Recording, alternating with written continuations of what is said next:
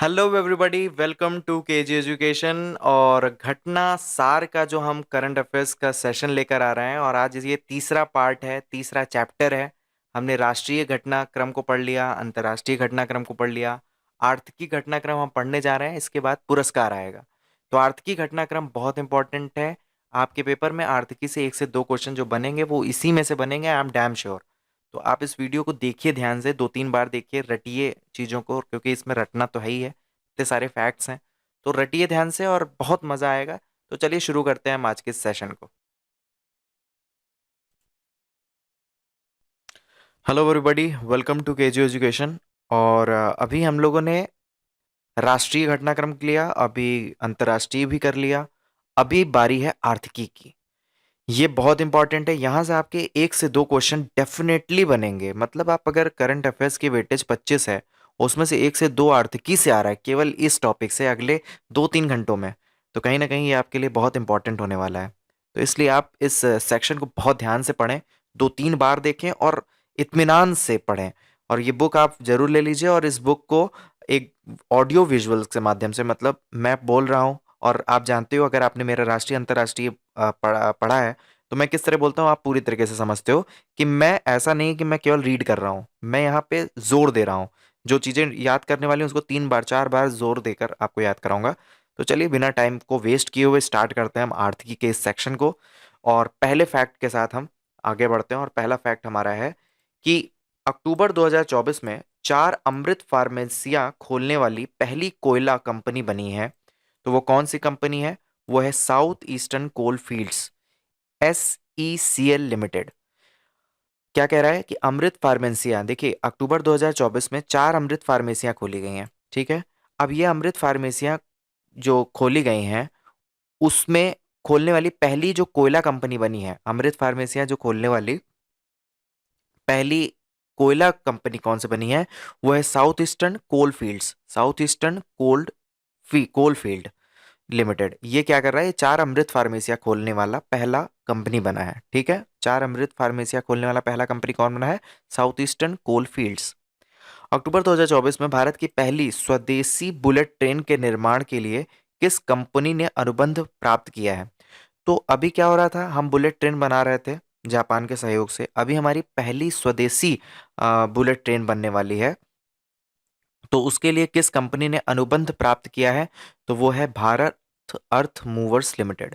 भारत अर्थ movers limited क्या कर रही है? इसने एक अनुबंध प्राप्त किया है कि भाई अब हम पहली स्वदेशी बुलेट ट्रेन निर्माण करेंगे, इसके लिए परमिशन दीजिए। तो अनुबंध इनको मिल गया है, भारत अर्थ मूवर्स लिमिटेड को। अक्टूबर 2024 में सिंगापुर के किस बैंक ने अपनी पहली शाखा खोली है? तो सिंगापुर का एक बैंक है जिसने भारत में अपनी सिंगापुर में किस बैंक ने अपनी पहली शाखा खोली है? तो वो भारत का बैंक कौन सा है? HDFC। कौन सा बैंक है? वो है HDFC। HDFC बैंक ने सिंगापुर में अपनी पहली शाखा खोली है। 17 अक्टूबर 2024 में संयुक्त राष्ट्र विकास कार्यक्रम यानी यूएनडीपी द्वारा जारी वैश्विक बहुआयामी गरीबी सूचकांक 2024 में अत्यधिक गरीब लोगों की संख्या के मामले में कौन सा देश शीर्ष पर है? तो वो शीर्ष पर देश है भारत। तो देखिए यूएनडीपी जो संस्था है उसने एक वैश्विक बहुआयामी गरीबी सूचकांक, ये संयुक्त राष्ट्र का कार्यक्रम है। अक्सर ये ऐसे कार्यक्रम बनाते हैं जिसमें हम कहीं ना कहीं वो भारत को जानबूझ के दिखाते हैं, या फिर रियलिटी है हम नहीं कह सकते, लेकिन इस इन सब आंकड़ों पे बहुत क्वेश्चन उठता है। तो बहुआयामी गरीबी सूचकांक 2024 में जो कि यूएनडीपी द्वारा उठाया गया है, उसमें सबसे गरीब देश कौन सा है? तो वो है भारत। 23.4 करोड़ लोग हैं इसमें। तो ये क्वेश्चन आएगा नहीं, लेकिन फिर भी आप याद रखो। नहीं आएगा, कभी नहीं आएगा, लिख के ले लो मुझसे। अक्टूबर 2024 में जारी एक रिपोर्ट के अनुसार, क्यों नहीं आएगा कई लोग सोच रहे होंगे। तो इसका आंसर ये है क्योंकि अगर ये क्वेश्चन आ गया तो इस क्वेश्चन पे बहुत ज़्यादा डिबेट, डिस्कशन, बहुत सारा चीज़ हो जाएगा, और उसमें भारत चूंकि इसमें इसमें शीर्ष पर है, जो कि भारत के लिए अच्छी बात नहीं है। भारत सरकार के लिए अच्छी बात नहीं है। तो कहीं ना कहीं से क्वेश्चन बहुत ज़्यादा ये बहुत बहुत वायरल टाइप हो जाएगा, तो इससे इमेज खराब होगी। इस कारण से मुझे जैसा लगता है ये क्वेश्चन कभी पेपर में नहीं आने वाला है। लेकिन फिर भी आप जान लीजिए कि यूएनडीपी ने जो वैश्विक बहुआयामी गरीबी सूचकांक रिपोर्ट निकाली है, उसमें सबसे शीर्ष पर कौन है? वो है भारत। यानी सबसे अधिक गरीब लोग कहाँ हैं? वो है भारत में। जो कि लगता तो नहीं है। क्या अफ्रीका भूल गए? अफ्रीका में बहुत सारे देश हैं, बहुत गरीबी हैं। तो इस कारण से भारत नहीं हो सकता है ये। एक वैश्विक रणनीति भी हो सकती है। अक्टूबर 2024 में जारी एक रिपोर्ट के अनुसार सोवरेन वेल्थ के मामले में, यानी संप्रभु धन निधि के मामले में, किस शहर को दुनिया का सबसे अमीर शहर घोषित किया गया है? तो जो सबसे ज्यादा सोवरेन वेल्थ मतलब संप्रभु धन निधि के मामले में, जो जिसमें सबसे ज्यादा पैसा है जिन लोगों के पास, वो कौन सा देश है? वो है अबू धाबी। इसकी अनुमानित पूंजी जो है वो 1.7 ट्रिलियन डॉलर है, ट्रिलियन डॉलर है। ठीक है, अबू धाबी को क्या किया गया है? कौन सा शहर को दुनिया का सबसे अमीर शहर घोषित किया गया है? दुनिया का सबसे अमीर शहर जो है वो अबू धाबी है। दुनिया का सबसे अमीर शहर कौन सा है? वो अबू धाबी है। भारतीय विकास और आर्थिक सहायता योजना, IDEAS, भारतीय विकास और आर्थिक सहायता योजना, जिसको बोलते हैं IDEAS, के तहत भारत के तहत IDES के तहत, आइडियाज जिसको बोलते हैं, आइडियाज के तहत भारत ने पहली बार किस देश को भारतीय रुपए में ऋण सुविधा प्रदान की है? तो वो है मॉरिशस। मॉरिशस को भारतीय रुपए में ऋण सुविधा प्रदान की है। किसको की है? भारत ने की है। किसे की है? मॉरिशस को की है। ये पहली बार है कि मॉरिशस को हम भारतीय रुपए में ऋण प्रदान कर रहे हैं, मॉरिशस को। और ये किस किस योजना के तहत? तो इसका नाम है भारतीय विकास और आर्थिक सहायता योजना, जिसको आइडियाज बोलते हैं। ठीक है। अक्टूबर 2024 में अर्ध शुष्क उष्णकटिबंधीय क्षेत्रों के लिए अंतर्राष्ट्रीय फसल अनुसंधान संस्थान का नया महानिदेशक किसे चुना गया है? तो अक्टूबर 2024 में अर्धशुष्क उष्णकटिबंधीय क्षेत्रों के लिए अंतर्राष्ट्रीय फसल अनुसंधान संस्थान का नया महानिदेशक किसे चुना गया है? तो आंसर है डॉक्टर हिमांशु पाठक। डॉक्टर हिमांशु पाठक को अर्धशुष्क उष्णकटिबंधीय क्षेत्रों के लिए अंतर्राष्ट्रीय फसल अनुसंधान संस्थान का नया महानिदेशक किसे नियुक्त किया गया है? डॉक्टर हिमांशु पाठक को। अंतरिक्ष क्षेत्र के विकास के लिए भारत सरकार ने 24 अक्टूबर 2024 को कितने करोड़ रुपए के वेंचर कैपिटल फंड को मंजूरी प्रदान की है? तो आंसर है 1,000 करोड़ रुपए। 1,000 करोड़ रुपए के वेंचर कैपिटल फंड को मंजूरी प्रदान की है अंतरिक्ष क्षेत्र के विकास के लिए। भारत ने अंतरिक्ष क्षेत्र के विकास के लिए 1,000 करोड़ रुपए का वेंचर कैपिटल फंड का मंजूरी दिया है। ये बहुत बड़ी बात है कि हम अब क्या करेंगे कि अंतरिक्ष क्षेत्र में विकास कर सकेंगे। उसके लिए बजट तो पास होना चाहिए। तो बजट कितना पास हुआ है? 1,000 करोड़ रुपए। ठीक है।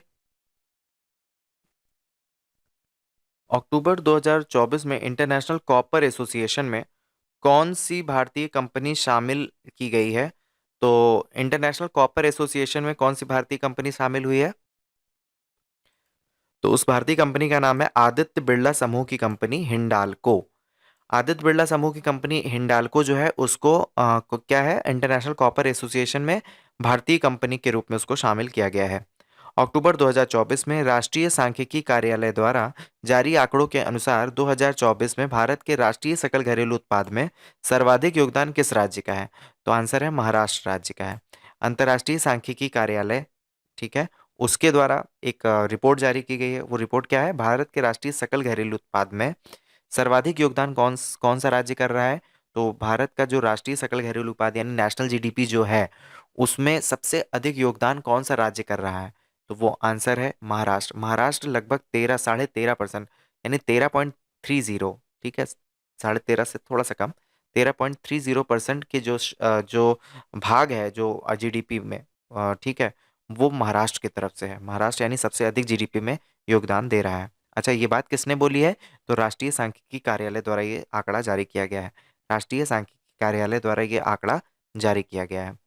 गुजरात के गांधीनगर में अक्टूबर 2024 में आयोजित 17वें अर्बन मोबिलिटी इंडिया सम्मेलन और प्रदर्शनी 2024 में किस शहर को सर्वश्रेष्ठ सार्वजनिक परिवहन प्रणाली वाला शहर घोषित किया गया है, उसका सम्मान मिला है? तो वो है Bhubaneswar, Orissa.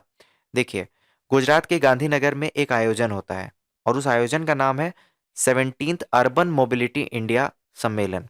17th urban mobility India सम्मेलन और प्रदर्शनी 2024, इसमें किस शहर को सर्वश्रेष्ठ सार्वजनिक परिवहन प्रणाली वाला शहर बनाया गया है?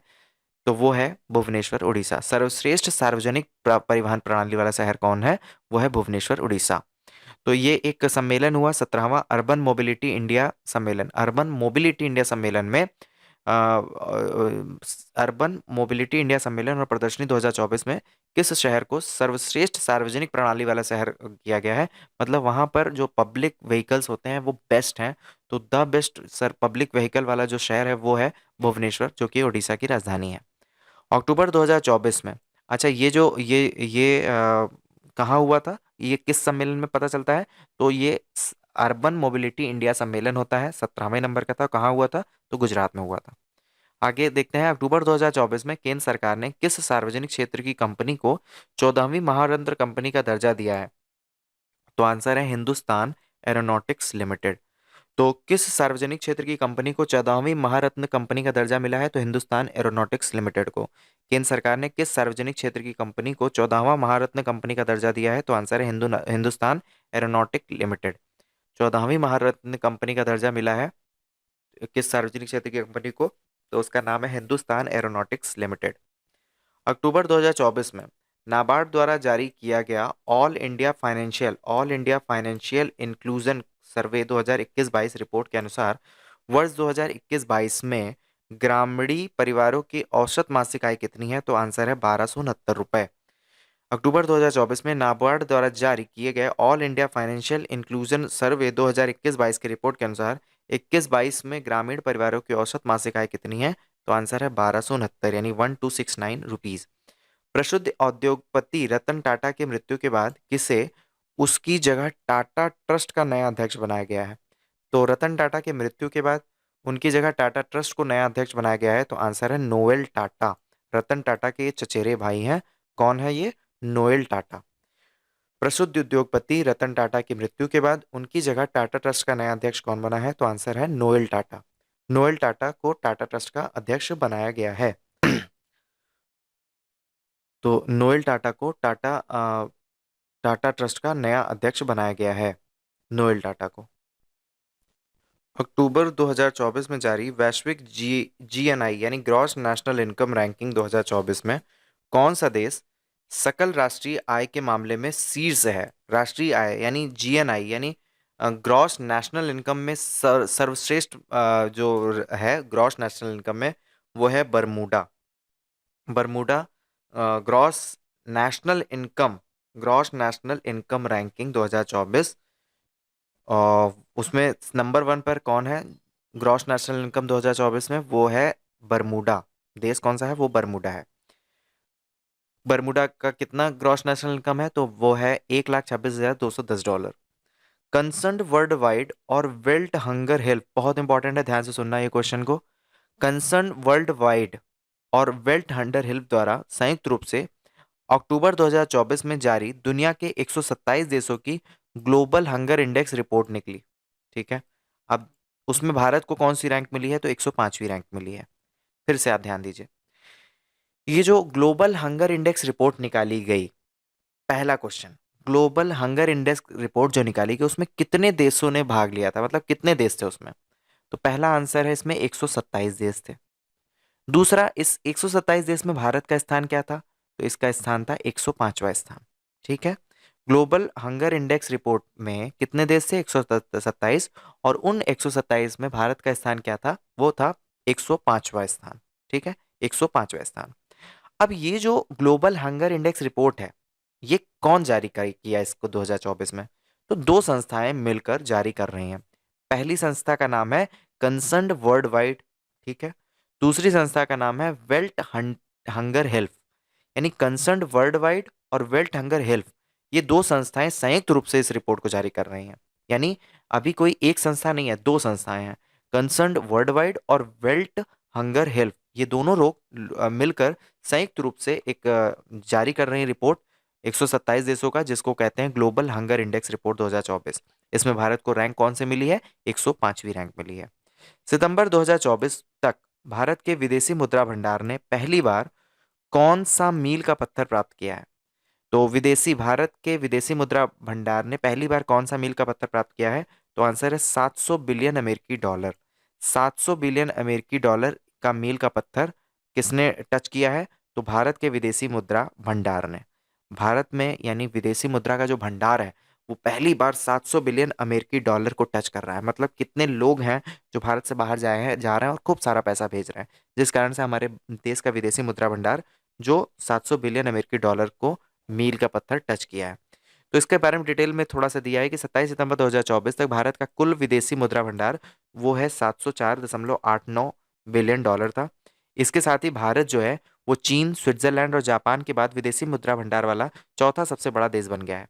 तो यानी सबसे सबसे ज्यादा विदेशी मुद्रा भंडार किसके पास है? तो आंसर होगा चाइना। सेकंड नंबर पे है स्विट्जरलैंड, तीसरे नंबर पे जापान और चौथे नंबर पे क्या है? भारत। और भारत ने कितने डॉलर को क्रॉस करके, मील के पत्थर को क्रॉस करके चौथे नंबर पे गया है? तो 700 बिलियन अमेरिकी डॉलर को क्रॉस करके। अक्टूबर 2024 में भारतीय रिजर्व बैंक ने मालदीव मौद्रिक प्राधिकरण के साथ कितने मिलियन डॉलर के मुद्रा विनिमय समझौते पर हस्ताक्षर किया है? तो आंसर है 400 मिलियन डॉलर। अक्टूबर 2024 में भारतीय रिजर्व बैंक ने मालदीव मौद्रिक प्राधिकरण के साथ कितने मिलियन डॉलर के मुद्रा विनिमय समझौते पर हस्ताक्षर किया है? तो आंसर है 400 मिलियन डॉलर। हाल ही में किस बैंक ने भारत में 500 मिलियन डॉलर का जलवायु ऋण प्रदान करने के लिए विश्व बैंक की संस्था इंटरनेशनल फाइनेंस कॉरपोरेशन के साथ समझौता किया है? तो आंसर है एक्सिस बैंक। किस बैंक ने भारत के 500 मिलियन डॉलर का जलवायु ऋण प्रदान करने के लिए विश्व बैंक की एक संस्था इंटरनेशनल फाइनेंस कॉरपोरेशन के साथ समझौता किया है? तो आंसर है axis bank. Axis bank 500 million dollar का जलवायु ऋण प्रदान करने के लिए विश्व बैंक की संस्था इंटरनेशनल फाइनेंस कॉरपोरेशन के साथ समझौता किया है। तो आंसर है एक्सिस बैंक। प्रधानमंत्री नरेंद्र मोदी ने 1 करोड़ युवाओं को शीर्ष 500 कंपनी में इंटर्नशिप का अवसर प्रदान करने से संबंधित प्रधानमंत्री इंटर्नशिप स्कीम को कब लॉन्च किया? तो आंसर है 3 अक्टूबर 2024 को। प्रधानमंत्री नरेंद्र मोदी ने 1 करोड़ युवाओं को शीर्ष 500 कंपनियों में इंटर्नशिप का अवसर प्रदान करने से संबंधित प्रधानमंत्री इंटर्नशिप स्कीम को कब लॉन्च किया? तो आंसर है 3 अक्टूबर 2024 को। प्रधानमंत्री नरेंद्र मोदी ने 1 करोड़ युवाओं को शीर्ष 500 कंपनियों में इंटर्नशिप का अवसर प्रदान करने के लिए एक प्रधानमंत्री इंटर्नशिप स्कीम लॉन्च की है। तो वो लॉन्च कब की है? 3 अक्टूबर 2024 को। अच्छा, ये क्यों इंपॉर्टेंट है 3 अक्टूबर 2024?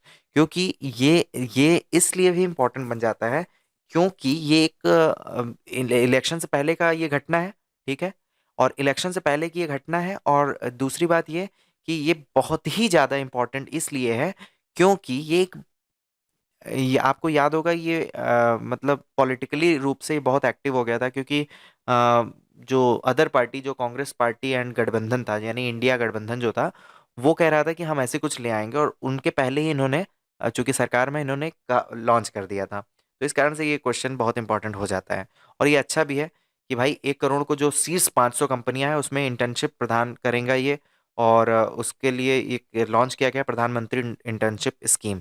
तो आप याद रखना 3 अक्टूबर 2024 गांधी जयंती के जस्ट बाद ये लॉन्च होता है। ठीक है, 3 अक्टूबर 2024 को।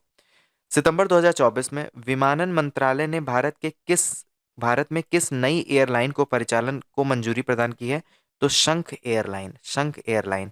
तो एक नई एयरलाइन का परिचालन को मंजूरी मिली है हमें। और उस नाम का क्या है? उसका नाम है शंख एयरलाइंस। शंख एयरलाइन। शंखर एयरलाइन। शंख शंख एयरलाइन या शंकर एयरलाइन, यहाँ पे तो शंकर लिखा है, इसको आप चेक करिएगा। शंकर एयरलाइन को वेबसाइट के अनुसार यह उत्तर प्रदेश की पहली एयरलाइन होगी। शंकर जो है वो उत्तर प्रदेश की पहली एयरलाइन होगी। वेबसाइट के अनुसार यह उत्तर प्रदेश की पहली एयरलाइन है।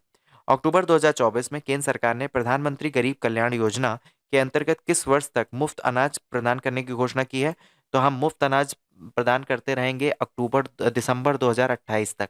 दिसंबर 2028 तक ये मुफ्त अनाज मिलता रहेगा। केंद्र सरकार ने ऐसी घोषणा कर दी है। तो ये मुफ्त अनाज जो दिया जा रहा है, बांटा जा रहा है, वो कौन सी योजना के तहत है? तो प्रधानमंत्री गरीब कल्याण योजना के तहत। सितंबर 2024 के आखिरी सप्ताह में Australian think tank Loewi institute द्वारा जारी एशिया पावर इंडेक्स में भारत ने किस देश को पछाड़कर तीसरा स्थान प्राप्त किया है? तो आंसर है जापान को। देखिए, एशिया पावर इंडेक्स में अभी तक 2023 तक, या फिर इस रिपोर्ट्स के आने से पहले 2024 वाली, उसके पहले तक, सितंबर 2024 के पहले तक जो भारत जो है वो चौथे स्थान पे था। ठीक है, ये रिपोर्ट जारी की गई Australian think tank Loewi institute द्वारा। ये रिपोर्ट जारी की जाती है। कौन सी इंस्टीट्यूट है? ऑस्ट्रेलिया का एक थिंक टैंक है लोवी इंस्टीट्यूट, उसके द्वारा ये जारी की जाती है। बहुत इंपॉर्टेंट है, इसको ध्यान देना। ये जो एशिया पावर इंडेक्स 2024 है, इसमें भारत का स्थान बहुत सारे लोग 90% 99% लोग याद कर लेंगे कि भारत का स्थान चौथे से तीसरे पे आ गया है। ठीक है, किसको पछाड़ा है? जापान को। लेकिन बहुत सारे लोगों को ये नहीं पता रहेगा कि ये जो सूचकांक है जिसमें आप एशिया पावर इंडेक्स की बात करो, ये कौन जारी करता है। तो जारीकर्ता का नाम आपको याद रहना चाहिए, वो है हमारा ऑस्ट्रेलियन थिंक टैंक, जिसका नाम है लोवी इंस्टीट्यूट। ठीक है, Australian think tank Loewi institute ये जारी करता है। आगे बढ़ते हैं। हाल ही में भारतीय खाद्य निगम यानी एफसीआई जो है, फूड कॉरपोरेशन ऑफ इंडिया, ये किस नाम से नई एकीकृत आपूर्ति श्रृंखला प्रबंधन प्रणाली लॉन्च की गई है? तो एक इसने क्या किया है, एक नई एकीकृत आपूर्ति श्रृंखला प्रबंधन प्रणाली लॉन्च की है। तो उसका नाम क्या है? उसका नाम है अन्न दर्पण। अन्न दर्पण क्या है? अन्न दर्पण एफसीआई द्वारा लॉन्च की गई एक प्रणाली है जिसका नाम है एकीकृत आपूर्ति श्रृंखला प्रबंधन प्रणाली। एकीकृत आपूर्ति श्रृंखला प्रबंधन प्रणाली। ठीक है। सितंबर 2024 में टाटा स्टील ने भारत की सबसे बड़ी ब्लास्ट फर्नेस सुविधा कहाँ प्रारंभ की है? तो ये भारत की सबसे बड़ी ब्लास्ट फर्नेस सुविधा कहाँ प्रारंभ की है? वो है कलिंग नगर, उड़ीसा में। उड़ीसा के कलिंग नगर में टाटा स्टील ने भारत की सबसे बड़ी ब्लास्ट फर्नेस सुविधा प्रारंभ की है। कहाँ की है? कलिंग नगर, उड़ीसा में। उड़ीसा में उड़ीसा की एक एक राज्य है उड़ीसा, और उसके अंदर एक जिला है जिसका नाम टाटा नगर भी उसको बोला जाता है। तो टाटा कंपनी उड़ीसा में कोयले की खदान है, और आयरन की भी बहुत बड़ी बड़ी खदानें हैं। तो यहाँ पर ऐसे बहुत सारे चीज़ें मिलती हैं, टाटा स्टील ने अपना डाला हुआ है। तो टाटा स्टील ने भारत की सबसे बड़ी ब्लास्ट फर्नेस सुविधा कहाँ प्रारंभ की है? कलिंग नगर, उड़ीसा में। सितंबर 2024 में खाद्य और सार्वजनिक वितरण प्रणाली मंत्री, यानी इस खाद्य और सार्वजनिक वितरण प्रणाली मंत्री कौन है? वो है प्रहलाद जोशी जी। प्रहलाद जोशी जी क्या है? वो खाद्य और सार्वजनिक वितरण मंत्री हैं। ठीक है, खाद्य और सार्वजनिक वितरण मंत्री कौन है? प्रहलाद जोशी। उनकी टिप्पणी के अनुसार भारत जो है वैश्विक स्तर पर इथेनॉल के उत्पादन में किस स्थान पर है? तो वैश्विक स्तर पर इथेनॉल के उत्पादन पर भारत तीसरे स्थान पर है। तो ये किसने जारी किया है? उनका उनका कमेंट है। तो ये मंत्री जी हैं, खाद्य और सार्वजनिक वितरण मंत्री, और उस आधार पर उनके मंत्रालय ने ये रिपोर्ट दी और उसमें बोला कि भैया वैश्विक स्तर पर जो इथेनॉल की उत्पादन होती है हमारे यहाँ, वो पूरे विश्व में तीसरे नंबर पर हम इथेनॉल का उत्पादन करते हैं। तो एसीआई, अगला क्वेश्चन है कि एशियाई विकास बैंक यानी एडीबी द्वारा जारी एशिया डेवलपमेंट आउटलुक 2024 रिपोर्ट में 2024-25 और 25-26 में भारतीय अर्थव्यवस्था की विकास दर कितनी अनुमानित है? तो आंसर है 7% और 7.2%। सितंबर 2024 में एशियाई विकास बैंक एडीबी द्वारा जारी एशिया डेवलपमेंट आउटलुक रिपोर्ट 2024 जो है, 2024 में 2024-25 और 25-26 में भारतीय अर्थव्यवस्था की विकास दर कितनी अनुमानित है? तो वो है 7, क्रमशः, यानी 24-25 में 7% करेंगे हम ग्रोथ, और 25-26 में हम 7.2% करेंगे। तो ये कौन जारी किया है? तो ये जारी किया है एडीबी। एडीबी ने जारी किया है। किस नाम से किया है? Asia development outlook report 2024। Asia development outlook report 2024 में आगे के दो फाइनेंशियल ईयर को काउंट किया गया है, 24-25 और 25-26। 24-25 में हम 7% का ग्रोथ कर रहे होंगे, और 25-26 में हम कर रहे होंगे 7.2% का। तो ये जो है किसने निकाला है? कौन सा रिपोर्ट है? एशियाई विकास बैंक द्वारा जारी एशिया डेवलपमेंट आउटलुक 2024 रिपोर्ट है। ठीक है। अक्टूबर 2024 में आरबीआई ने मौद्रिक नीति समिति में सदस्य के रूप में किसे नियुक्त किया है? तो आरबीआई ने मौद्रिक नीति समिति में सदस्य के रूप में किसे नियुक्त किया है? तो प्रोफेसर राम सिंह को नियुक्त किया है, सौगत भट्टाचार्य और नागेश कुमार को नियुक्त किया है। अक्टूबर 2024 में आरबीआई ने मौद्रिक नीति समिति के सदस्य के रूप में किसे नियुक्त किया है? तो प्रोफेसर राम सिंह, सौगत भट्टाचार्य और नागेश कुमार को नियुक्त किया है। केंद्र सरकार ने प्रत्यक्ष कर विवाद समाधान योजना विवाद से विश्वास 2.0 कब शुरू किया है? प्रत्यक्ष कर विवाद समाधान योजना विवाद से विश्वास 2.0 कब से शुरू किया है? तो आंसर है 1 अक्टूबर 2024 से। केंद्र सरकार ने प्रत्यक्ष कर विवाद समाधान योजना विवाद से विश्वास 2.0 को कब से शुरू किया है? 1 अक्टूबर 2024 से शुरू किया है। सितंबर 2024 में जारी MSCI all country world investable market index 2024, MSCI all country world investable market 2024 में भारत चीन को पीछे छोड़ते हुए वैश्विक स्तर पर सबसे बड़े बाजारों में किस स्थान पर है? तो आंसर है 6ठे स्थान पर है। MSCI all country world investable market index 2024 MSCI all country world investable market index 2024 में भारत चीन को छोड़ते हुए, चाइना को छोड़ते हुए वैश्विक स्तर पर सबसे बड़े बाजारों में किस स्थान पर है? तो आंसर है छठे स्थान पर है। वह कंपनी जिसने हाल ही में बिहार में पहाड़ियों पर वनीकरण के लिए अरण्य परियोजना की शुरुआत की है। तो वह कंपनी जिसने हाल ही में बिहार बिहार में पहाड़ियों पर वनीकरण के लिए अरण्य परियोजना की शुरुआत की, तो आंसर है Bharat petroleum corporation limited. Bharat petroleum corporation limited ने पहाड़ियों पर बिहार में पहाड़ियों पर वनीकरण के लिए अरण्य परियोजना की शुरुआत की है। वह कंपनी जिसने हाल ही में बिहार में पहाड़ियों पर वनीकरण करने के लिए अरण्य परियोजना की शुरुआत की, तो उसका नाम है भारत पेट्रोलियम कॉरपोरेशन लिमिटेड। केंद्रीय गृह और सहकारिता मंत्री अमित शाह जो हैं, उन्होंने क्या किया? 19 सितंबर 2024 को महिलाओं को सशक्त बनाने, कुपोषण से लड़ने, दूध खरीदने बढ़ाने और सहकारी समितियों को मजबूत करने के लिए किस योजना की शुरुआत की? तो श्वेत क्रांति 2.0। श्वेत क्रांति 2.0 की शुरुआत किसने की है? अमित शाह ने की है। क्यों की है? कि महिलाओं को सशक्त बनाया जाएगा, इसमें कुपोषण से लड़ने के लिए दूध खरीदने बढ़ाने और सहकारी समितियों को मजबूत किया जाएगा। मैंने कुल मिला के श्वेत क्रांति दूध से संबंधित है। और इससे क्या होगा? हम और तेजी से हम दूध का खरीद बढ़ाएंगे और उनका उपभोग बढ़ाएंगे। इससे कुपोषण से लड़ने में मदद मिलेगी और सहकारी समितियों को भी हम मजबूत करेंगे। तो ये कौन सा कार्यक्रम है? श्वेत क्रांति 2.0। फिर एक हम क्वेश्चन दोबारा से पढ़ रहे हैं। अरण्य परियोजना क्या है? अरण्य परियोजना बिहार में पहाड़ियों पर वनीकरण करेंगे। ठीक है, अरण्य परियोजना। और ये कौन कर रहा है? कौन सी कंपनी द्वारा? तो वो है भारत पेट्रोलियम कॉर्पोरेशन लिमिटेड द्वारा। आगे बढ़ते हैं। सितंबर में भारत में एफएसएसआई, ठीक है, एफएसएसआई जानते हो, उसके द्वारा आयोजित विश्व खाद्य भारत 2024 सम्मेलन का भागीदार देश कौन था? तो आंसर था जापान। तो एफएसएसआई द्वारा आयोजित विश्व खाद्य भारत 2024 सम्मेलन का भागीदार देश कौन है? तो वो आंसर है जापान। इस सम्मेलन में वियतनाम और ईरान ने फोकस देश के रूप में हिस्सा लिया है। इस सम्मेलन में वियतनाम और ईरान ने फोकस देश के रूप में सम्मेलन लिया है। इस सम्मेलन में वियतनाम और ईरान ने फोकस देश के रूप में हिस्सा लिया है। सितंबर 2024 में ब्लॉकचेन एनालिटिक्स कंपनी चैनलिसिस की एक रिपोर्ट के अनुसार क्रिप्टो अपनाने वाला दुनिया का शीर्ष देश कौन बना है? तो आंसर है भारत। सितंबर 2024 में ब्लॉकचेन एनालिटिक्स कंपनी चैनलिसिस की एक रिपोर्ट के अनुसार क्रिप्टो अपनाने वाला दुनिया का शीर्ष देश कौन है? तो वो आंसर है भारत। सितंबर 2024 में प्रतिष्ठित टाइम मैगजीन द्वारा जारी दुनिया की सर्वश्रेष्ठ कंपनियों की सूची में भारतीय कंपनी में किसे शीर्ष स्थान मिला है? तो आंसर है HCL टेक को। HCL टेक को शीर्ष स्थान मिला है। अप्रैल जुलाई 2024 में 81 लाख करोड़ रुपए का लेन देन करने वाला दुनिया का शीर्ष प्लेटफॉर्म कौन बना है? तो आंसर है यूपीआई। यूपीआई 81 लाख करोड़ करने वाला सब लेन देन करने वाला दुनिया का शीर्ष प्लेटफॉर्म कौन सा बना है? तो आंसर है यूपीआई। प्रतिष्ठित टाइम मैगजीन द्वारा जारी दुनिया का सर्वश्रेष्ठ कंपनी सूची में भारतीय कंपनियों में किसे स्थान मिला है? तो HCL टेक को मिला है। टाइम मैगजीन ने दुनिया की सर्वश्रेष्ठ कंपनी की सूची निकाली जिसमें भारतीय कंपनियों में किसे शीर्ष स्थान मिला है? तो HCL टेक को शीर्ष स्थान मिला है।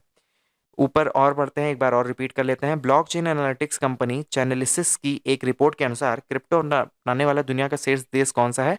तो क्रिप्टो अपनाने वाला दुनिया का शीर्ष देश कौन है? वो है भारत। ठीक है। एफएसएसआई द्वारा आयोजित विश्व खाद्य भारत 2024 सम्मेलन का भागीदार देश कौन था? वो था जापान। और इस सम्मेलन में वियतनाम और ईरान को फोकस देश के रूप में हिस्सा लिया गया है। ठीक है। अब हम लोग नए क्वेश्चन फिर से पढ़ते हैं। हमने रिपीट कर लिया ऊपर के 3 क्वेश्चन को। हाल ही में किसने अपने unified payment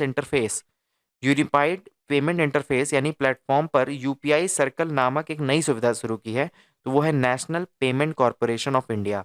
national payment corporation of India ने क्या किया है कि एक यूपीआई सर्कल नाम की एक नई सुविधा घोषित की है। यूपीआई सर्कल का मतलब क्या है? Unified payment interface, UPI. तो उसके लिए एक नया सर्कल, यूपीआई सर्कल नामक एक नई सुविधा शुरू की है। तो वो किसने शुरू की है? वो national payment corporation of India ने। वह बैंक जिसे हाल ही में वीजा के साथ साझेदारी में प्राइम्स क्रेडिट कार्ड लॉन्च किया है, तो वो है एक्सिस बैंक। वीजा के साथ साझेदारी में प्राइम क्रेडिट कार्ड लॉन्च किया है, किसने लॉन्च किया है? तो वो है एक्सिस बैंक। वर्ष 2024 में विश्व bank ease of doing business report के स्थान पर व्यवसाय में श्रम प्रवेश और वित्तीय सेवाएं, अंतर्राष्ट्रीय व्यापार और कराधान पर केंद्रित किस नाम की रिपोर्ट जारी करेगा? तो आंसर है बी रेडी रिपोर्ट। 9 सितंबर 2024 को किसे वित्त मंत्रालय के तहत भारत का नया वित्त सचिव नियुक्त किया गया है? तो आंसर है तुहिन कांत पांडे को। वित्त मंत्रालय के तहत भारत का नया वित्त सचिव किसे नियुक्त किया गया है? तो आंसर है तुहिन कांत पांडे को। ठीक है। विश्व बैंक जो है वो ease of doing doing report निकालता था, अब उसके स्थान पर क्या नाम रहेगा? Be ready report. सितंबर 2024 में वित्त मंत्री निर्मला सीतारमण की अध्यक्षता में हुई जीएसटी परिषद की बैठक बैठक में कैंसर की दवा पर जीएसटी दर को 18% घटाकर कितना करने का निर्णय लिया गया है? कैंसर की दवा पर जीएसटी दर को 12% घटाकर कितना कर दिया गया है? वो है 5%। यानी कैंसर की दवा पे जो जीएसटी लगता था पहले वो 12% लगता था, अभी उस पे कितना लगेगा? 5%। That's good, commendable. हाल ही में किस कंपनी ने ब्रेल लिपि जो होता है उसमें भारत की पहली स्वास्थ्य बीमा पॉलिसी लॉन्च की है? तो ब्रेल लिपि में स्वास्थ्य बीमा पॉलिसी कौन लॉन्च कर रहा है? वो है स्टार हेल्थ। ब्रेल लिपि क्या होता है? जो अंधे लोग पढ़ते हैं, जिनकी आंखें नहीं होती हैं, वो किसी कागज में उभरा हुआ अक्षर होता है जिसको अपने हाथ से महसूस करके पढ़ते हैं, उसी को ब्रेल लिपि बोलते हैं। तो ये जो ब्रेल लिपि में पहला स्वास्थ्य कार्ड किसने जारी किया है, स्वास्थ्य बीमा पॉलिसी लॉन्च की है, ठीक है, तो वो है स्टार हेल्थ ने। ठीक है। सितंबर 2024 में किस राज्य ने नीति आयोग के तहत थिंक टैंक के रूप में ग्रिट लॉन्च किया है? नीति आयोग के तरह थिंक टैंक के रूप में ग्रिट को लॉन्च किया है, तो वो है गुजरात। गुजरात ने क्या किया है? नीति आयोग की तरह ही थिंक टैंक के रूप में ग्रिट को लॉन्च किया है, आंसर है गुजरात। ठीक है। हाल ही में भारत सरकार ने मानवीय सहायता के रूप में किन देशों को खाद्यान्न भेजा है? तो भारत सरकार मानवीय सहायता के रूप में किन देशों को खाद्यान्न भेजा है? तो वो है मलावी, जाम्बिया और जिम्बाब्वे। मलावी, जाम्बिया और जिम्बाब्वे। भारत सरकार ने मानवीय सहायता के रूप में किन देशों को खाद्यान्न भेजा है? तो आंसर है मलावी, जाम्बिया और जिम्बाब्वे। सितंबर 2024 में भारत सरकार को 52.8 मिलियन डॉलर मूल्य का high altitude anti submarine warfare जिसका नाम है सोनो बॉय बेचने की घोषणा किस देश ने की है? तो वो है अमेरिका। तो सोनो बॉय बेच रहा है, कौन बेच रहा है? अमेरिका बेच रहा है। कितने रुपए में बेच रहा है? 52.8 मिलियन डॉलर रुपए का। ये है क्या? तो ये है हाई एल्टीट्यूड एल्टी एंटी सबमरीन वॉरफेयर है। तो अमेरिका बेच रहा है किसको? भारत को। भारत खरीद भी रहा है। क्या है ये? High altitude anti submarine warfare. High altitude anti submarine warfare है, अमेरिका द्वारा बनाया गया है, जिसका नाम है सोनो बॉय। ठीक है, सोनो बॉय, सोनोमीटर समुद्र से रिलेटेड, तो सोनो बॉय याद रखना। सितंबर 2024 में जारी US US news and world report के अनुसार दुनिया का सबसे अच्छा देश कौन सा है? तो आंसर है स्विट्जरलैंड। दुनिया का सबसे अच्छा देश कौन सा है? वो है स्विट्जरलैंड। किस किसके अनुसार? तो US news and world report के अनुसार दुनिया का सबसे अच्छा देश कौन सा है? वो है स्विट्जरलैंड। तो US news and world report के अनुसार, दुनिया का सबसे अच्छा देश कौन है? वो है Switzerland, news and world report के अनुसार।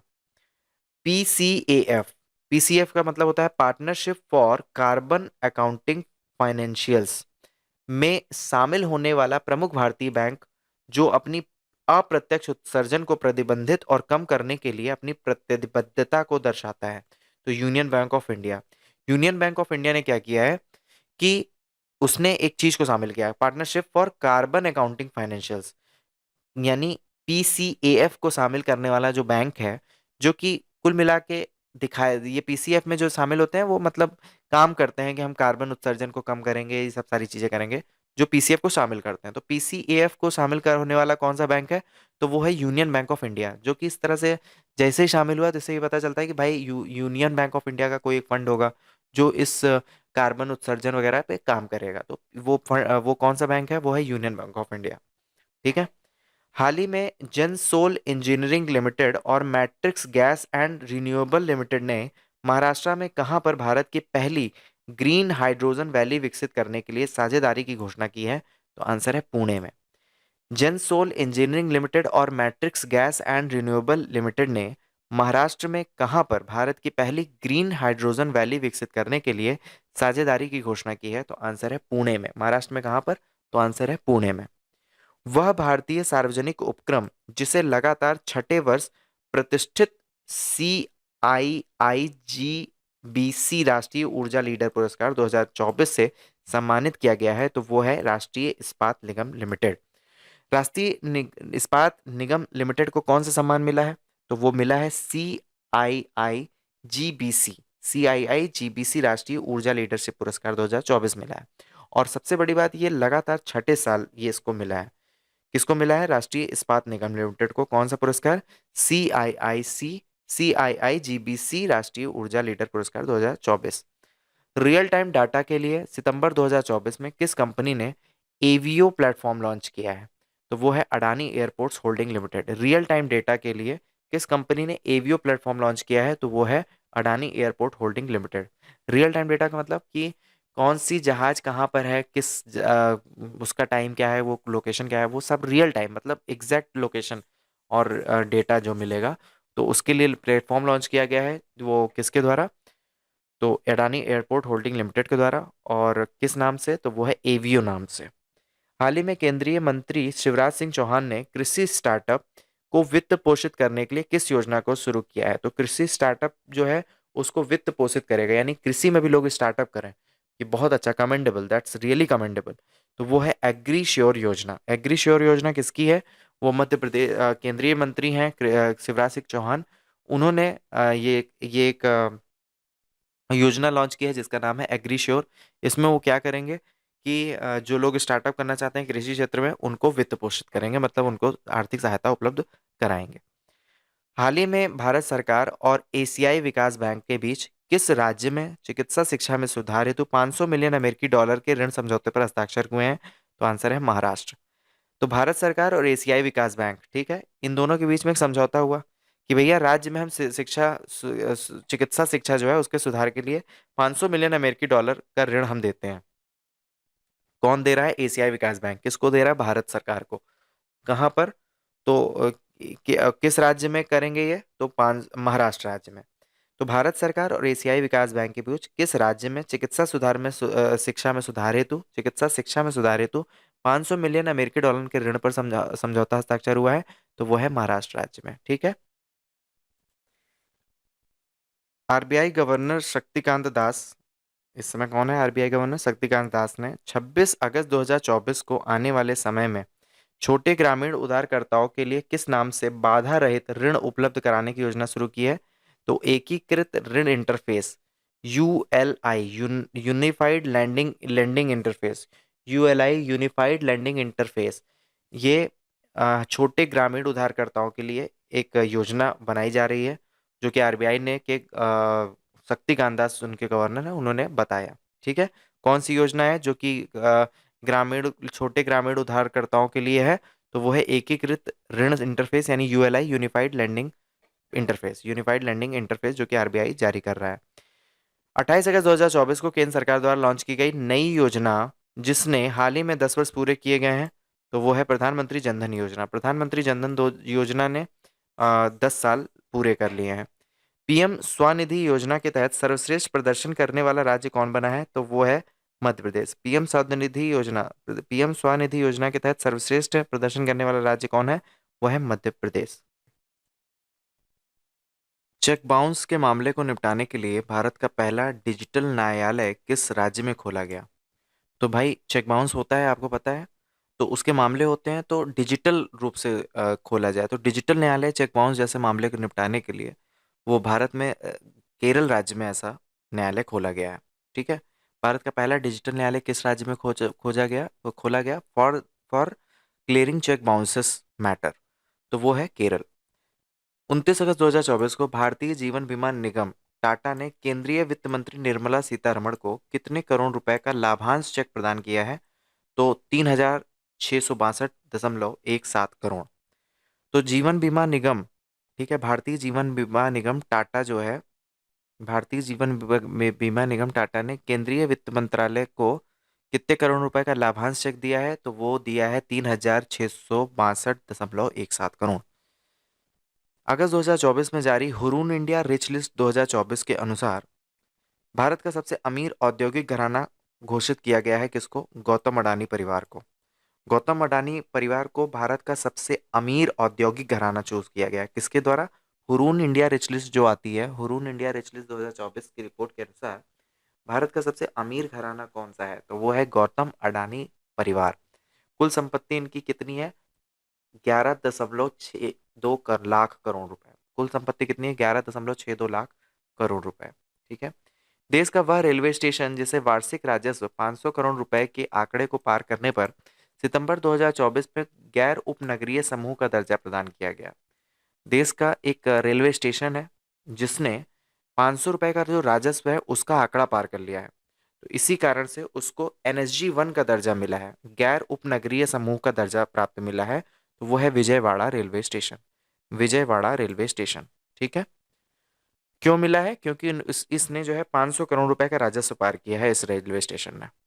हाल ही में जारी हुरून रिच लिस्ट 2024 के अनुसार, अभी हमने क्या बताया, हुरून रिच लिस्ट 2024 के अनुसार सबसे अमीर औद्योगिक परिवार गौतम अडानी था। अभी दूसरा है, इस रिच लिस्ट में किस शहर को एशिया की अरबपति राजधानी के रूप में नामित किया गया है? तो एशिया की अरबपति राजधानी है वो है मुंबई। मुंबई। एशिया की अरबपति राजधानी कौन सी है? मुंबई है। जिस कार्यक्रम के तहत केंद्र सरकार ने 28 अगस्त 2024 को 10 राज्यों में 12 नए औद्योगिक स्मार्ट शहरों के विकास को मंजूरी दी है। तो 10 राज्यों में 12 नए औद्योगिक शहर बनाए जाएंगे। 10 राज्यों में 12 नए औद्योगिक स्मार्ट सिटीज बनाई जाएंगी, यानी 1 दर्जन सिटीज बनानी है। 10 राज्यों का चुनाव हुआ है। तो कौन से कार्यक्रम के तहत? तो वो है national industrial corridor development programme, NICDP, national industrial corridor development programme. इसमें क्या करेंगे? 10 राज्यों को चुना गया है और उसमें 12, 1 दर्जन यानी टोटल 12 नए औद्योगिक स्मार्ट शहर का विकास होगा।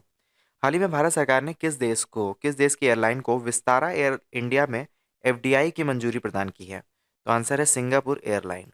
किस देश की एयरलाइन को विस्तारा एयर इंडिया में FDI की मंजूरी प्रदान हुई है? तो आंसर है सिंगापुर एयरलाइन। किस देश की एयरलाइन को विस्तारा एयर इंडिया में FDI की मंजूरी प्रदान की गई है? तो आंसर है सिंगापुर एयरलाइन। सार्वजनिक क्षेत्र की वह चार कंपनी कौन कौन सी?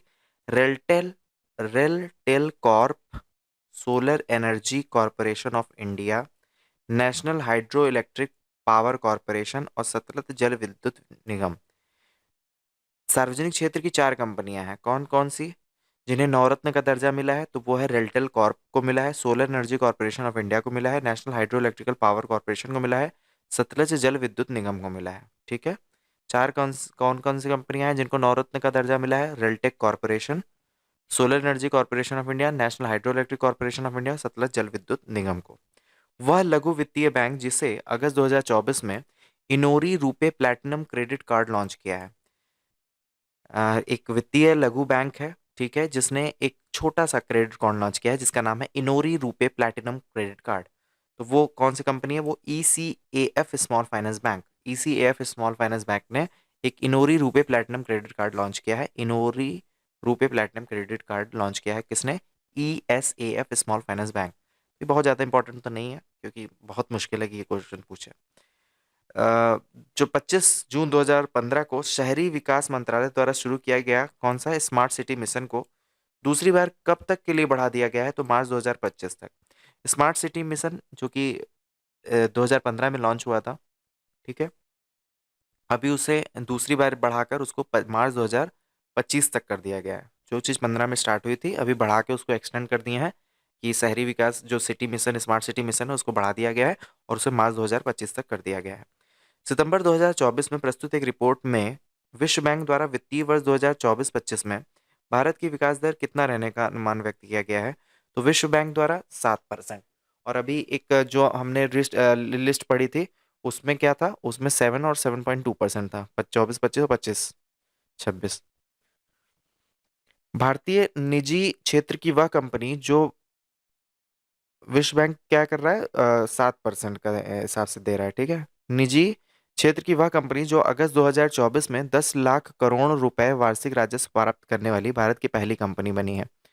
तो निजी क्षेत्र की कंपनी है जिसने 10 लाख करोड़ रुपए का वार्षिक राजस्व को क्रॉस कर लिया है, वो है Reliance industries limited. Reliance industries limited है, ठीक है। 10 लाख करोड़ का वार्षिक राजस्व पार करने वाली भारत की पहली कंपनी कौन बनी है? Reliance industries limited. अगस्त 2024 में जारी हुरून इंडिया रिच लिस्ट, अभी तीसरा चीज हम पढ़ने जा रहे हैं, किसे भारत का सबसे अमीर व्यक्ति घोषित किया है? वो गौतम अडानी। यानी 3 चीजें हमने देखी हुरून इंडिया रिच लिस्ट में। गौतम अडानी सबसे अमीर इंसान तो है ही है। एशिया की सबसे क्या था? एशिया का सबसे कौन सा शहर था वो? रिच शहर। तो एशिया का सबसे रिच शहर जो था वो था हमारा वो मुंबई। और तीसरा पॉइंट क्या था कि सबसे अमीर खानदान कौन सा है, तो वो गौतम अडानी वाला खानदान। हम्म, इसी तरह याद कर लेना। अगस्त 2024 में कौन सा देश वित्तीय वर्ष 2024-25 में विश्व का दूसरा सबसे बड़ा एल्यूमिनियम उत्पादक देश बना है? तो विश्व का दूसरा सबसे बड़ा एल्यूमिनियम उत्पादक देश कौन है, वो है भारत। विश्व का दूसरा सबसे बड़ा एल्यूमिनियम उत्पादक देश कौन है, वो है भारत। विश्व व्यापार संगठन द्वारा जुलाई 2024 में जारी रिपोर्ट के अनुसार भारत डंपिंग रोधी शुल्कों में वैश्विक स्तर पर किस स्थान पर है?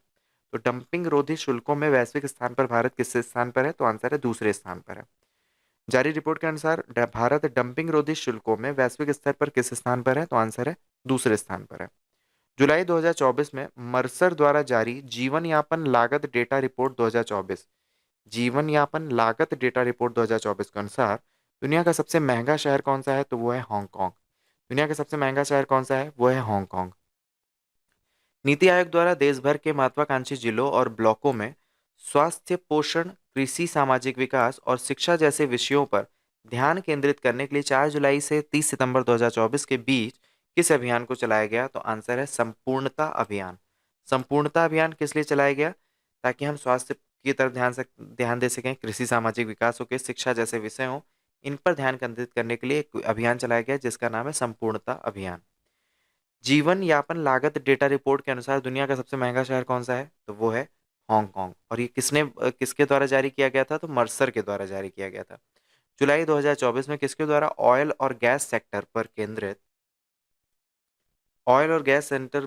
भारत का पहला एक्सचेंज ट्रेडेड फंड लॉन्च किया गया है, तो आंसर है आईसीआईसीआई प्रूडेंशियल एफएम द्वारा। तो भारत का पहला एक्सचेंज ट्रेडेड फंड जो है लॉन्च किया गया है, वो आईसीआईसीआई प्रूडेंशियल एफएम द्वारा। जुलाई 2024 में कृषि और पशुपालन के क्षेत्र में शोध हेतु किस संस्थान द्वारा एक वैज्ञानिक एक उत्पाद कार्यक्रम लॉन्च किया है? तो कौन सा संस्थान है जो कह रहा है कि एक वैज्ञानिक एक उत्पाद कार्यक्रम लॉन्च कर रहा है? तो वो है भारतीय कृषि अनुसंधान परिषद। भारतीय कृषि अनुसंधान परिषद आईसीएआर ने एक कार्यक्रम लॉन्च किया है जिसका नाम है एक वैज्ञानिक एक उत्पाद। जुलाई 2024 में पुनर्गठित नीति आयोग में किन 4 केंद्रीय मंत्रियों को पदेन सदस्य नियुक्त किया गया है?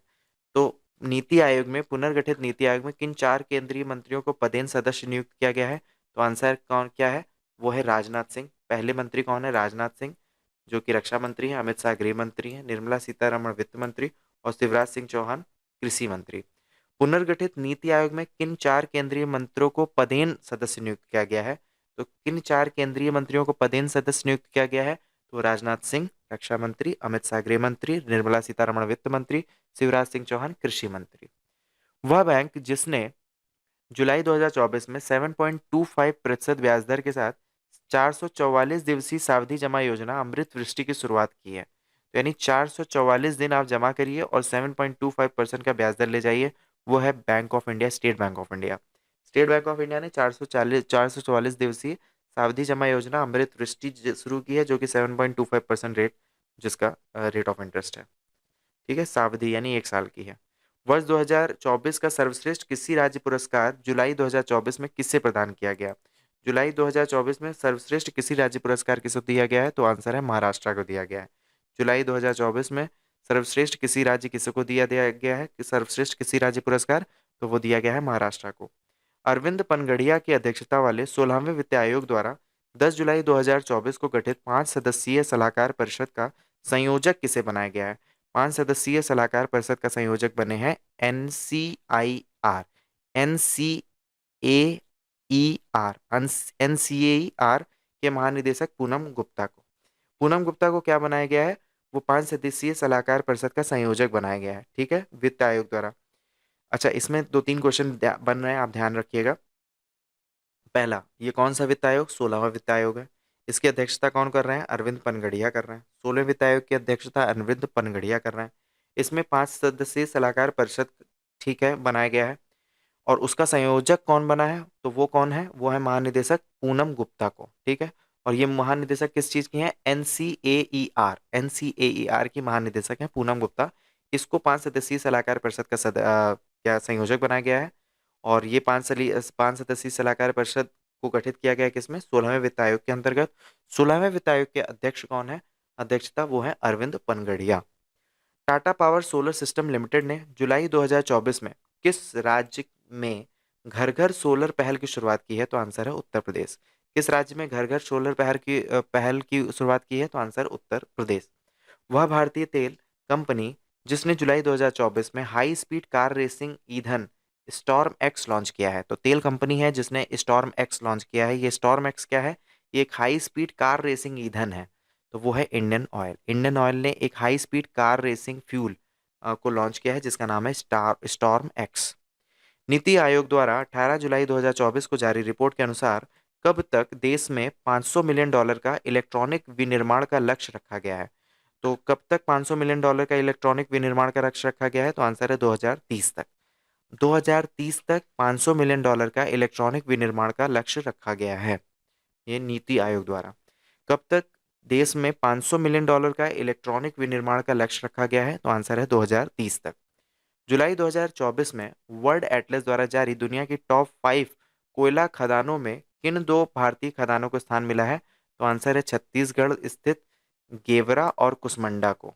गेवरा और कुसमांडा को टॉप 5 कोयला खदानों में, दुनिया की टॉप 5 कोयला खदानों को दुनिया की टॉप 5 कोयला खदान निकाली गई जिसमें से दो भारतीय हैं। वो कौन कौन सी हैं? छत्तीसगढ़ में स्थित गेवरा और कुसमंडा को।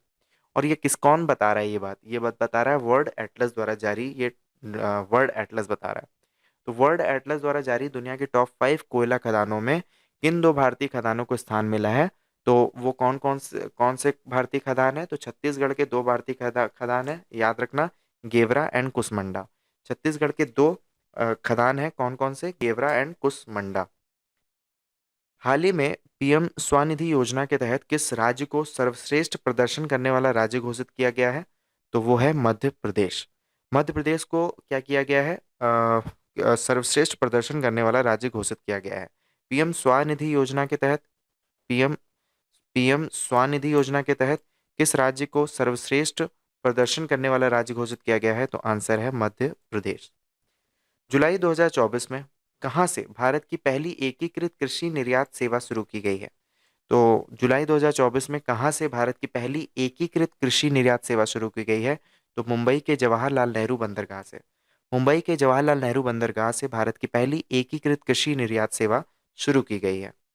जुलाई 2024 में आरबीआई द्वारा जारी रिपोर्ट के अनुसार वैश्विक रियल टाइम भुगतान में भारत की हिस्सेदारी बढ़कर कितने प्रतिशत हो गई है?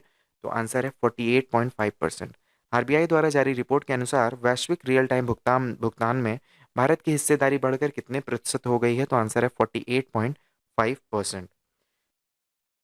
किन वित्तीय संस्थानों को आरबीआई द्वारा जुलाई 2024 में क्रॉस बॉर्डर पेमेंट का लाइसेंस प्रदान किया गया है? किस वित्तीय संस्थान को आरबीआई द्वारा जुलाई 2024 में क्रॉस बॉर्डर पेमेंट का लाइसेंस प्रदान किया गया है?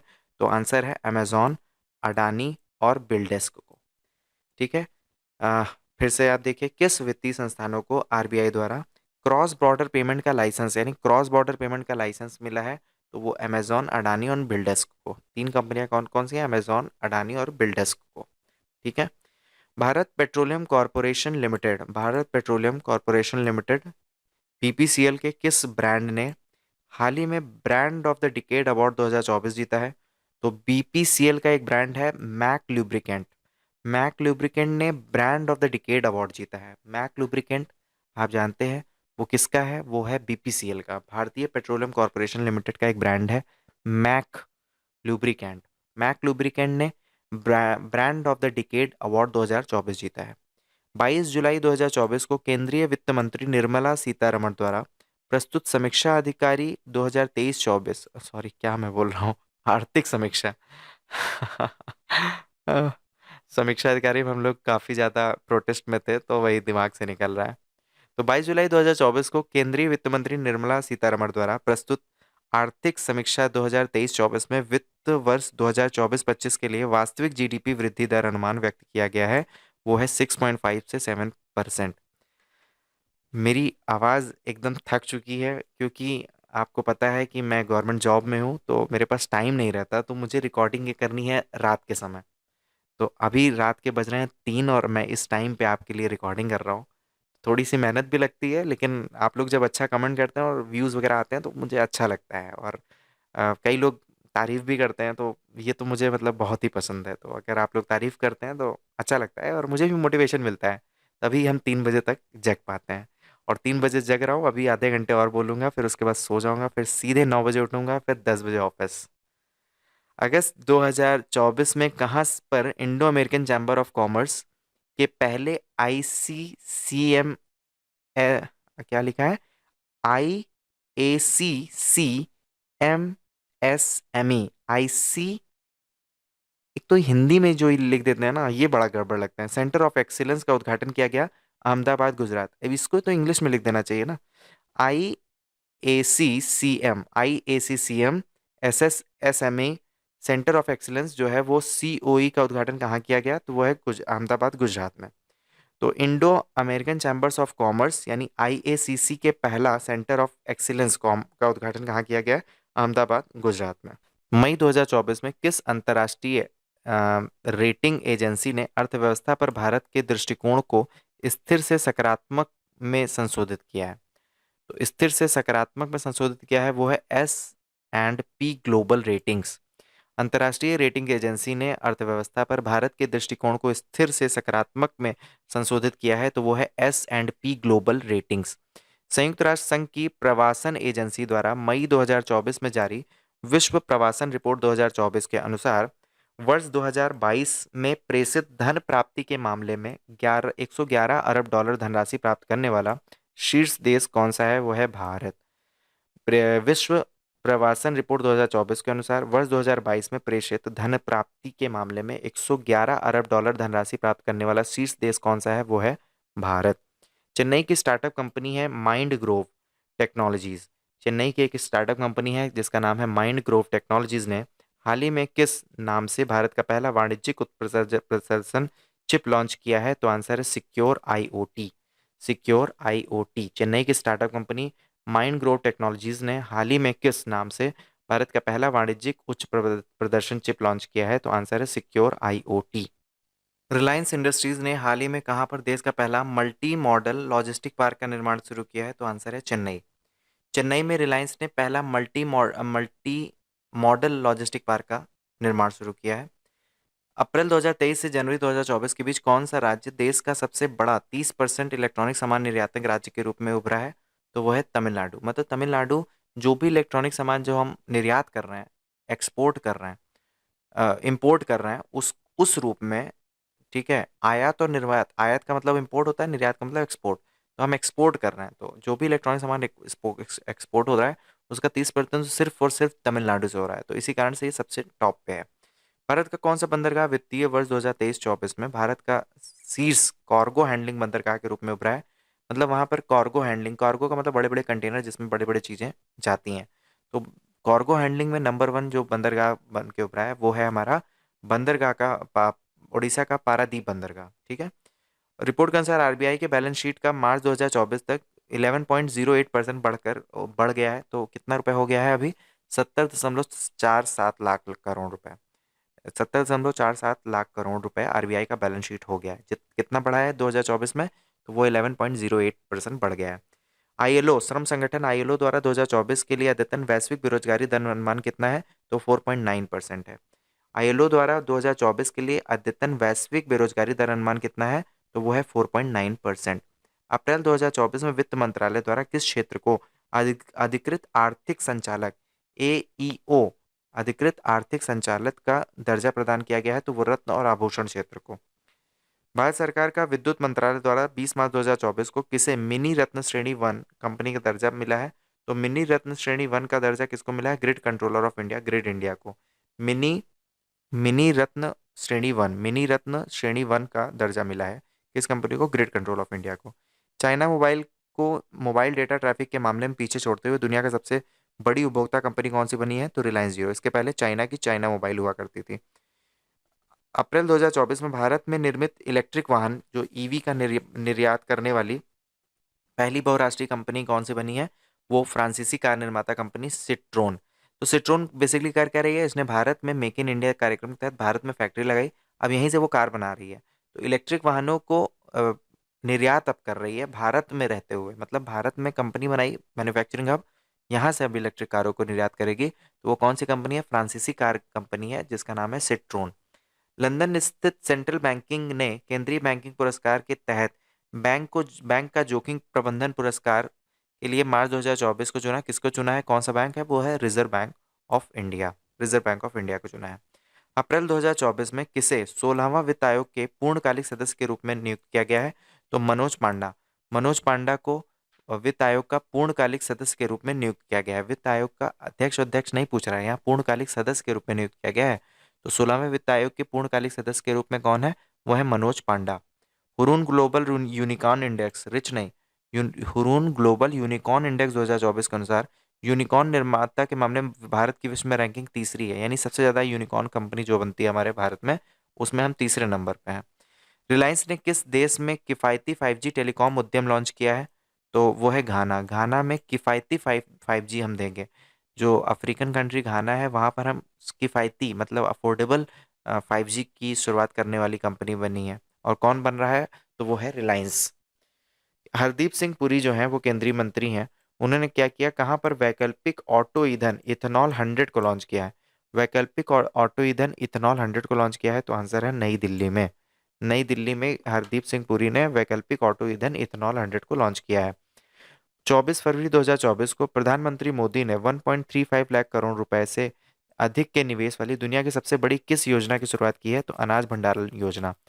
अ, अनाज भंडारण योजना दुनिया की सबसे बड़ी एक योजना है जिसमें 1.35 लाख करोड़ रुपए का निवेश है। अनाज भंडारण योजना में दुनिया का सबसे बड़ा योजना। 12 फरवरी 2024 को किन दो देशों ने अपने यहाँ यूपीआई पेमेंट सिस्टम को लॉन्च किया है? तो यूपीआई जो हमारी सिस्टम है उसको किन दो देशों में? तो श्रीलंका और मॉरिशस। श्रीलंका और मॉरिशस जो है, जाइए घूम के आइए और अपना यूपीआई वहाँ पे यूज़ करिए। प्रधानमंत्री नरेंद्र मोदी ने पीएम सूर्या घर मुफ्त बिजली योजना को कब लॉन्च किया? तो 13 फरवरी 2024 को। पिछले साल ये मतलब 23 को, 13 फरवरी 2024 को, फरवरी 2024 को मुफ्त बिजली योजना लॉन्च किया है, फरवरी 2024 को। फरवरी 2024 में नीति आयोग ने बंजर भूमि को खेती और वानिकीकरण के माध्यम से परिवर्तित करने के लक्ष्य वाली किस पहल को शुरू करने की घोषणा की है? तो ग्रो पहल। तो ग्रो का नाम क्या है? Grinning and restoration of wetland with grow agro forestry. Grinning and restoration of wetland with agro forestry के तहत ये जो है एक पहल को शुरुआत की गई है। किसने? नीति आयोग ने बंजर भूमि को खेती और वनीकरण के माध्यम से परिवर्तित करने वाली एक पहल की शुरुआत की है जिसका नाम क्या है? ग्रो। ठीक है, जो बंजर जमीन है उसमें हम ग्रो कर देंगे। आगे बढ़ते हैं हम नेक्स्ट क्वेश्चन की तरफ। नेक्स्ट क्वेश्चन कह रहा है कि पिछले दिनों उड़ीसा राज्य सरकार ने किस उपज के लिए 100% राज्य वित्त पोषित एमएसपी योजना लॉन्च की है? तो लघु वन उपज जो है उसके लिए हम लाभ एक लघु बना जाति द्रव्य क्रय शुरू कर रहे हैं। ठीक है, वो 100% एमएसपी देंगे उस पे। वो है लघु वन उपज के लिए। ठीक है। जनवरी 2024 में केंद्रीय उत्पादन लिंक्ड प्रोत्साहन योजना के लिए पात्र बनने वाली पहली भारतीय स्कूटर कंपनी कौन सी बनी है? तो ओला ओला इलेक्ट्रिक। कंपनी उत्पादन लिंक्ड प्रोत्साहन जो है पीएलआई योजना के लिए पात्र बनने वाली पहली भारतीय स्कूटर कंपनी कौन सी बनी है? ओला इलेक्ट्रिक। यहाँ तक पढ़ते पढ़ते आपके मन में मतलब बहुत सारे डिफ्लेक्शंस हो रहे होंगे, दिमाग इधर उधर हो रहा होगा। तो मैं हमेशा की तरह एक गाना गाता हूँ जो कि मुझे बहुत पसंद है, आपको भी पसंद आएगा। आ, मैं शुरुआत करता हूँ। मन से बड़ा बहरूपी ना कोई, पल पल रचता स्वांग निराले, माया ममता में उलझा रहे वो, पड़ जाए जो मन के पाले, मन के बहकावे में ना मन राह भुलाए, भ्रम में डाले, तू इस मन का दास ना बन, इस मन को अपना दास बना ले, तू इस मन का दास ना बन, इस मन को अपना दास बना ले। तो मन का जो दास मत बनिए, बल्कि मन को ही अपना दास बना लीजिए। दिमाग इधर उधर जब भटके तो हमेशा ऐसे कुछ स्लोगन्स, कुछ लाइंस आपके सामने हो या सुन लीजिए, तो उससे आपका दिमाग फिर से केंद्रित हो जाएगा। चलिए शुरू करते हैं। जनवरी 2024 में भारत सरकार ने किस आईएएस अधिकारी को जिनेवा में विश्व व्यापार संगठन डब्ल्यूटीओ के नए राजदूत के रूप में नियुक्त किया है? तो आंसर है सेंथिल पांडियन। किस आईएएस अधिकारी को जिनेवा में विश्व व्यापार संगठन डब्ल्यूटीओ के नए राजदूत के रूप में नियुक्त किया है? तो सेंथिल पांडियन को डब्ल्यूटीओ के नए राजदूत के रूप में नियुक्त किया गया है। जनवरी 2024 में भारत सरकार ने भारतमाला परियोजना चरण फर्स्ट को पूरा करने के लिए समय सीमा किस वर्ष तक बढ़ा दी है? तो 2027-28 तक। भारतमाला परियोजना चरण वन को पूरा करने की समय सीमा किस वर्ष तक बढ़ा दी गई है? तो 2027-28 तक बढ़ा दी गई है। भारतमाला परियोजना चरण वर्ष को पूरा करने के लिए समय सीमा किस वर्ष तक बढ़ा दी गई है? 2027-28। 19 जनवरी 2024 में प्रधानमंत्री मोदी ने अमेरिका से बाहर कहां पर अत्याधुनिक Boeing India engineering and technology centre के परिसर का उद्घाटन किया है? तो आंसर है बेंगलुरु। प्रधानमंत्री मोदी ने अमेरिका से बाहर कहां पर अत्याधुनिक Boeing India engineering and technology centre के परिसर का उद्घाटन किया है? तो आंसर है बेंगलुरु। वह देश जिसने जनवरी 2024 में सूक्ष्म, लघु और मध्यम आकार के उद्यमों के लिए दुनिया का पहला स्थिरता मान्यता ढांचा इकोमार्क ग्लोबल को पेश किया है, तो वो है संयुक्त अरब अमीरात। वह देश जिसने जनवरी 2024 में सूक्ष्म, लघु और मध्यम आकार के उद्यम के लिए दुनिया का पहला स्थिरता मान्यता ढांचा इकोमार्क ग्लोबल को पेश किया है, तो आंसर है संयुक्त अरब अमीरात। 18 से 21 जनवरी 2024 के बीच हैदराबाद में आयोजित एशिया के सबसे बड़े नागरिक उड्डयन क्षेत्र के आयोजन विंग्स इंडिया 2024 एक्सपो की थीम क्या है? तो वो है अमृतकाल में भारत को दुनिया से जोड़ना, भारत नागरिक उड्डयन @2047 के लिए मंच तैयार करना। तो 18 से 21 जनवरी 2024 के बीच भा- हैदराबाद में आयोजित एशिया के सबसे बड़े नागरिक उड्डयन क्षेत्र के आयोजन हैदराबाद में एशिया का सबसे बड़ा नागरिक उड्डयन क्षेत्र का आयोजन हुआ है, जिसका नाम है विंग्स इंडिया 2024। और इसकी थीम क्या थी? अमृतकाल में भारत को दुनिया से जोड़ना, भारत नागरिक उड्डयन @2047 के लिए मंच तैयार करना। तो इसका दो दो थीम में दो दो उद्देश्य जुड़े हुए हैं। अमृतकाल में भारत को दुनिया से जोड़ना, दूसरा भारत नागरिक उड्डयन @2047 जो हमारा टारगेट है उसके लिए मंच तैयार करना। तो ये हुआ है, ये क्वेश्चन पूछा जाएगा कि इसकी थीम क्या थी? तो अमृतकाल में भारत को दुनिया से जोड़ना। ये क्या था, क्या हुआ था? विंग्स इंडिया 2024 जो एक्सपो है उसकी थीम है। कहाँ पे आयोजित हुई? तो हैदराबाद में हुई थी। एशिया का सबसे बड़ा नागरिक उड्डयन क्षेत्र में आयोजन था ये। हाल ही में कौन सी भारतीय फर्म आईएसओ 2701 स्टू 2022 प्रमाणन प्राप्त करने वाली पहली कंपनी बन गई है? तो वो हल्दिया पेट्रोकेमिकल्स को आईएसओ 2701 स्टू 2022 प्रमाणन प्राप्त कंपनी मिल गया है। अब है पुरस्कार का सेगमेंट जो कि हम नेक्स्ट वीडियो में देखेंगे। आई होप आपको ये बहुत आनंद आया होगा, आपने बहुत कुछ सीखा होगा। इसको पूरा देख डालिए 2-3 बार। इसी तरह हर टॉपिक को कवर करेंगे और बाद में जब पूरा हो जाएगा तो हम इसको कंपाइल करेंगे और एक वीडियो बन जाएगी। उसको आपको पेपर में 2-3 बार देख के जाना है, किताब से रीड करके जाना है। करंट अफेयर्स का आपका इलाज हो जाएगा।